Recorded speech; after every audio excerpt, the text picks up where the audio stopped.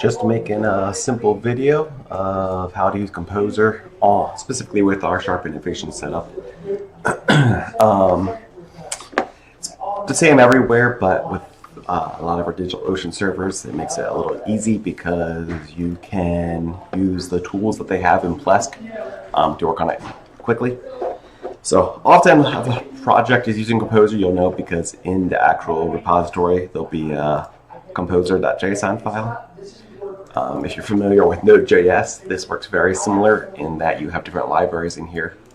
The idea with some of them is that required -dev or require means the require one's usually designed for the actual production server, whereas required -dev can be things like I might be running it in my local environment, like I do for some of the Node command line utilities, stuff like that. And then there's sometimes different configurations for different libraries. But for the most part, you don't actually need to ever touch this unless you're like the new developer doing something with it. But if you're just trying to install on a server, you don't need to touch this. It just is there. You see there's composer.lock file also, which gives you a breakdown of every package and versions and all of that. It's the same idea as the npm lock or the pnpm lock files that exist. That basically gives it, instead of saying, hey, I need something newer than 6.1, it basically says, this is specifically the one that was installed at this time, so you can always know the exact one installed. So anyway, yeah, but that's nice. That tells it what you do, but what you do with that. Well, thankfully,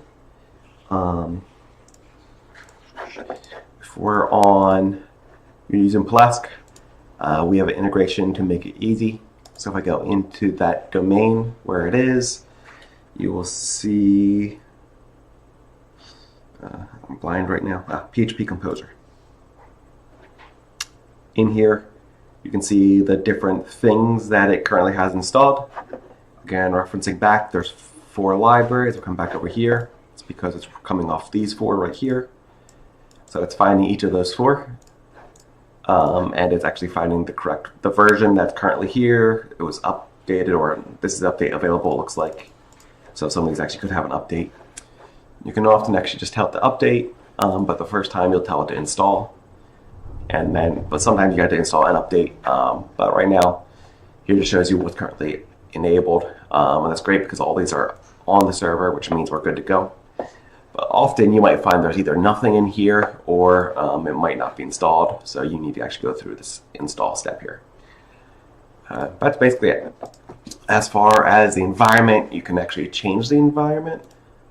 So for development, now normally we don't need to do that because a lot of our stuff, if we're doing that development, it might be on our local machine. But if you ever needed to actually change it, because you're like, oh, these libraries are supposed to be existing on that server, you could change your environment to make sure it includes those libraries too. But only do that if you know what you're doing, otherwise leave it on production. Also, in theory, you can specify variables that get passed through the different libraries, but again, only do that if you know what you're doing. You shouldn't really probably need to do that. Something that you might find, though, to pay attention to is that there could be a project that has different composer files. For the most part, it's in my framework or a lot of other more simplified frameworks. You're likely to only ever have one composer file at the root level. But if you ever like something isn't working, and I'll get why, if you go to the application folder, if I just change here, change folder,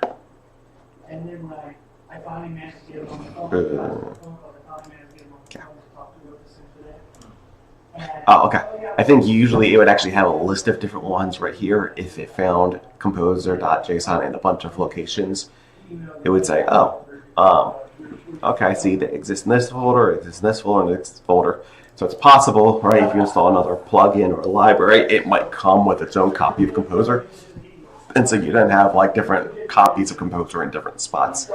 And you might need to install it in all those different spots. So that could happen. So if you're ever thinking that something's not working that you did expect, it's worth checking to to make sure it doesn't exist somewhere else.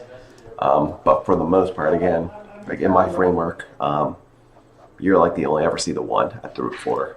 But yeah, that's it. So pretty much your main thing is managing it through here. If you need to actually install it, but for the most part, you would actually be working on it if you ever work on it from the actual project itself. While they do have the ability to edit it here, I wouldn't necessarily do that because, well, this is now on the live server, which means it's now out of sync with your Git repo and stuff like that, which is why you want to usually edit it through your file manager, so that's always in sync. But again, if all you're trying to do is make it get up and running, all you need to do is actually go into Plesk, go into the Composer settings, and just basically update or install. You might have to say find file the first time, but that's it.